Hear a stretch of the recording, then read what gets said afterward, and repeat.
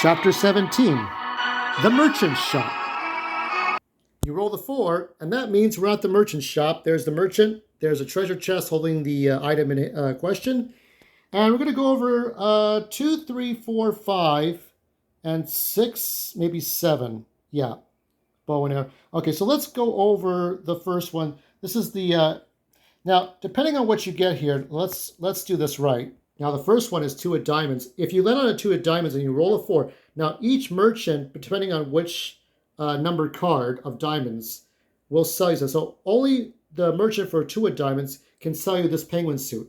And when you're not using it in the on the dungeon boss, which I think is the shark dog, red link, violet, and green, they can use the penguin suit. All these 3 can move freely through water hexes. As I've explained before on the club cards, you can move through water hexes as though it was like a normal space. That's that one. POW block is different. This is the POW block. It costs 30, 20, and 10. And this is for the 3 of diamonds, as I shall put here. 3 of diamonds, this is the POW block.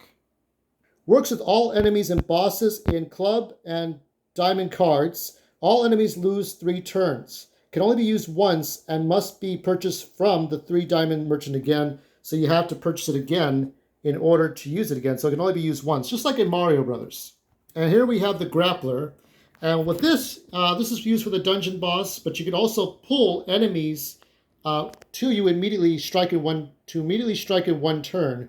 So you would launch it on an enemy, let's say one of these guys here, and then you use the string on this thing, the string here, to pull the enemy towards Link, and then Link does a dice battle, and there's no defense for him. So whatever your crossed swords are, and you use it on him, that's what you use with the grappler. So that one runs about 40 rubies. The Babam, which is about 50 rubies. So you need 50 rubies for these. And you have a limit of 20, so you keep track with the 20 die. So there's the number 20. And what you do is you use a launcher. You can also throw it, but the launcher, like the one in Space Invaders, I also have another one somewhere. And you use the launcher, and it launches towards the enemy. If a die hits the enemy, if it knocks it down, right, that counts as an automatic win. If, however, the die result must be higher than hex or square range to defeat. So let's say, okay, here's Link here. Can we get Link to stand for this example, please? Are you going to be a fucking cockhead, or are you going to let me stand? There we go. So let's pretend 1, 2, 3. He's 3. So Link needs to roll a 3 or higher to successfully use the bomb on him. 12, so that worked. So keep in mind, you'll only have 20 to use, and you'll have to go back and buy some more. Or you can win it in the wild, I think. And this has to be used on Dodongo in the dungeon. Here is the hammer and shovel. That is 60 rubies. And for this one, let me see what we got here. So hammer can be used as a long-range weapon on all enemies except spade bosses by dropping it down from where Link stands. But it has to be right. So I would say resulting in a knockout. As long as the enemy is 5 hexes away on club cards and 6 squares away on spade cards. So it has to be the right amount. And then you let the hammer drop. Oh, fuck off. So if it's not the right amount, it's letting that hammer drop. Sometimes he has to be closer, but it's usually 5 hexes away. So sometimes you can miss. So sometimes that doesn't work. But you can also use the shovel. Let's see. The shovel can be used on any shadow terrain to go into the depths. So the gray ones I showed with the weird spaces. And let's see. See the depth section for details. Note the hammer shovel can only be used 6 times. It can be purchased again from the merchant on a D3 or any D6 hold on, I'm getting D4. So a D4 or any D6 big boss from the club cards from a D6 roll. So from the treasure, so you get it from, if you get it from this guy here in the wild, or you have to go back to the merchant shop again and try again to get the shovel.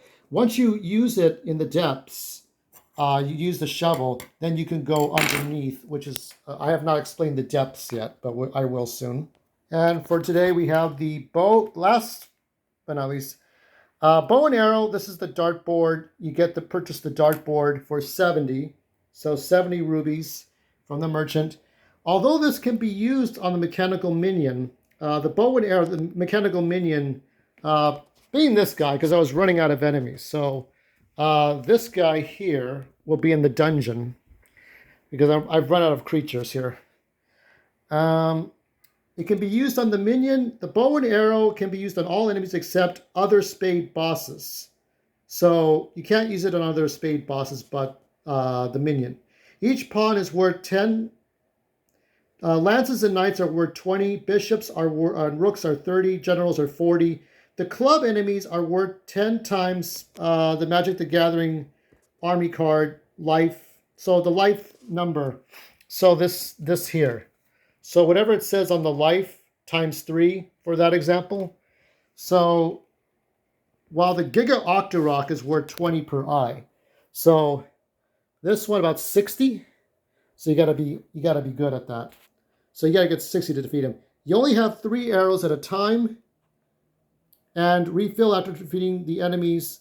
So if you defeat all the enemies in a club or a spade, in a dungeon or in a wild, then you get 3 more arrows. It's because I only have 3 arrows for this dart set. I had another one, a six dart set, and then that thing just fell apart. I'll go over more of these on Wednesday. More to come.